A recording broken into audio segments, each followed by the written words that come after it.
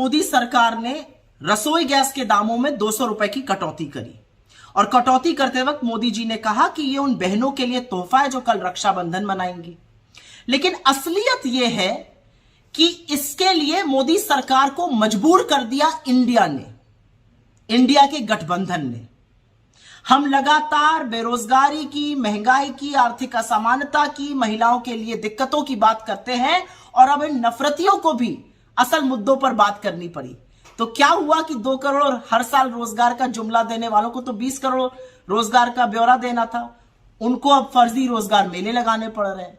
जो लोग 30 लाख करोड़ रुपए डाका डाल चुके हैं लोगों की जेब पर, ईंधन पर टैक्स लगाकर, वो अब 200 रुपए कम करके एलपीजी पर लोगों की आंख में धूल झोंकना चाहते हैं। लेकिन कुछ बातें समझ लेनी जरूरी है। सबसे पहली बात तो यह समझ लीजिए कि खरीदने की क्षमता के अनुसार हिंदुस्तान में दुनिया में सबसे महंगा एलपीजी सिलेंडर बिक रहा था, तीसरा सबसे महंगा पेट्रोल बिक रहा है, 7वां सबसे महंगा डीजल बिक रहा है। एक और बात समझिए कि 2014 से 2023 के बीच में एलपीजी सिलेंडर के दामों में 185%, 185% की वृद्धि हुई है। 400 का सिलेंडर 1140 पर पहुंच गया। घटाया कितना गया? मात्र 17.5%, 200 रुपए। तो ये जो झुंझुना बजाया जा रहा है, समझ लीजिए, ऊपर हुआ था दाम 185%, घटाया गया है मात्र 17.5%।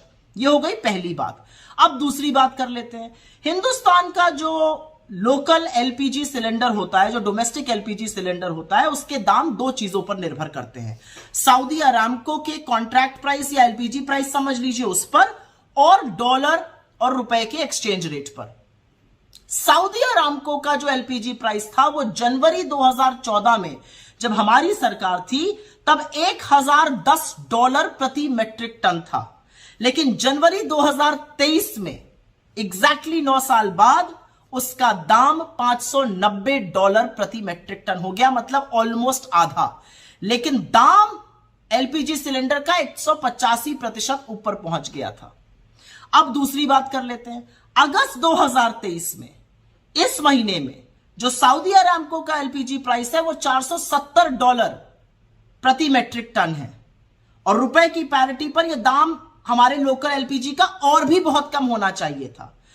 जुलाई के महीने में सऊदी अरामको का एलपीजी दाम $400 प्रति मेट्रिक टन था और जून में यह $450 प्रति मेट्रिक टन था। तो यह सोचिए कि मोदी जी ने जून जुलाई में क्यों नहीं किया? इसलिए नहीं किया क्योंकि उनको यह समझ में आ गया कि इंडिया जो मुद्दे ला रही है उससे लोग मुखरित हो रहे हैं, लोग समस्या में हैं। हमारी सरकारें, चाहे वो कर्नाटक में गृह लक्ष्मी, गृह ज्योति की बात कर रही हो, लोगों को आराम पहुंचा रही हो, चाहे ज्यादा खरीद कर रही हो छत्तीसगढ़ में, चाहे राजस्थान में 500 रुपए में सिलेंडर बिक रहा हो, असलियत यह है कि लोगों के सहूलियत के लिए जो जो काम हम कर रहे हैं उससे लोग हमारी ओर मुखरित हो रहे हैं। 5 बड़े चुनाव आने वाले हैं, छत्तीसगढ़, मध्य प्रदेश, राजस्थान, तेलंगाना और मिजोरम, और उसके बाद जनरल इलेक्शन आएगा।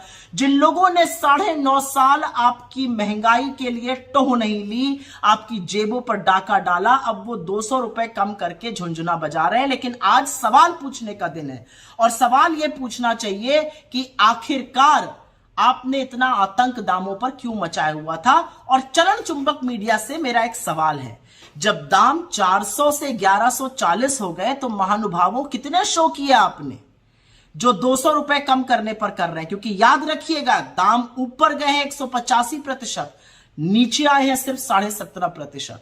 लेकिन ये इंडिया का प्रभाव है। अभी आगे आगे देखिए होता है क्या। नैरेटिव हम सेट करते जाएंगे, मोदी जी उस पर काम करते जाएंगे, लेकिन जनता ने मन बना लिया है, आपकी असलियत समझ ली है, और आपको बोरिया बिस्तर समेटकर विदा करने का मन भी जनता भरपूर तरीके से बना चुकी है।